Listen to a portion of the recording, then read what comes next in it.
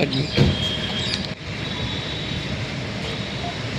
Command control centre દ્વારા અલગ અલગ શહેર વિસ્તારમાં જે કેમેરાઓ આવેલા છે તેના દ્વારા વોચ રાખવામાં આવતી હોય છે, જેના અનુસંધાને જામનગર કમાન્ડ કંટ્રોલ ટીમના પીએસઆઈ બીવી સિંગલ, તેમના એએસઆઈ પીએ ખાણધર અને પોલીસ કોન્સ્ટેબલ રેખાબેન દાફડા આ લોકો વોચમાં હતા. તે દરમિયાન કમાન્ડ કંટ્રોલમાં એમના ધ્યાને એક વાહન આવેલું, તેના રજિસ્ટ્રેશન નંબર GJ10EK1111 4 હતા.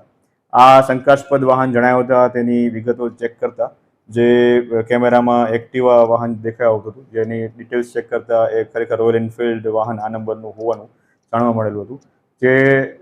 જે બાબતે શંકાનું સમાધાન કરવા માટે સ્થળ ઉપર ટ્રાફિક બ્રાન્ચના હેડ કોન્સ્ટેબલ SN વાળા એ સ્થળ તપાસ કરતા જે જગ્યાએ આ વાહન હતું તેની સ્થળ તપાસ કરતા ખરેખર આ વાહન જે છે એક્ટિવા જણાયેલું અને જેમાં ખોટો નંબર પ્લેટ એટલે કે જે 4 વાળો જે નંબર પ્લેટ ખોટી લગાવેલી હતી એ જણાવેલી હતી. અને જ્યારે એની જે મૂળ જેનું ખરેખર સાચો નંબર પ્લેટ હતો જે હતો GJ10EK1508 જે એની એક્ટિવાની ડેકીમાંથી મળી આવેલો હતો.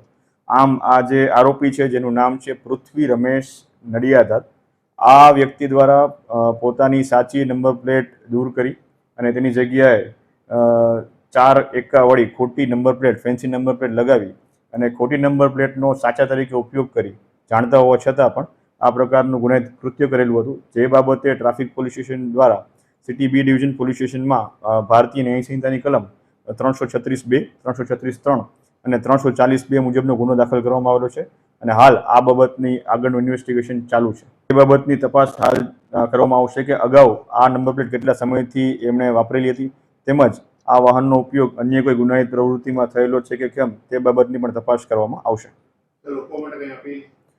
ખાસ લોકો માટે સૂચના અને અપીલ એ જ છે કે ઘણીવાર આપણે ફેન્સી નંબર પ્લેટવાળા અમુક વાહનો પોતાના મિત્ર સર્કલમાં કે અન્ય લોકો ઉપર પ્રભાવ પાડવા માટે આ પ્રકારના નંબરો ખોટા નંબરો લગાવતા હોય તો આ પ્રકારનું કૃત્ય કરવું એક ગુનાહિત કૃત્ય છે અને જે બાબતે ગુનો દાખલ થઈ શકે છે અને આગળની કાયદેસરની કાર્યવાહી થઈ શકે છે. તો આવી કોઈ પણ પ્રકારની પ્રવૃત્તિથી આપણે દૂર રહેવું જોઈએ. આ જે ફેન્સી નંબર પ્લેટ હતી જે આરટીઓ માન્ય નંબર પ્લેટ ન હતી તો તે બાબતનું કમાન્ડ કંટ્રોલ સેન્ટર દ્વારા સંજ્ઞાન લેવામાં આવેલું હતું અને એ કમાન્ડ કંટ્રોલ સેન્ટરની સૂચકતાને કારણે આ પ્રકારનો ગુનો કોમ્પ્યુટરમાં શું થાય છે એનું બતાવો. ના એ કઈ આપે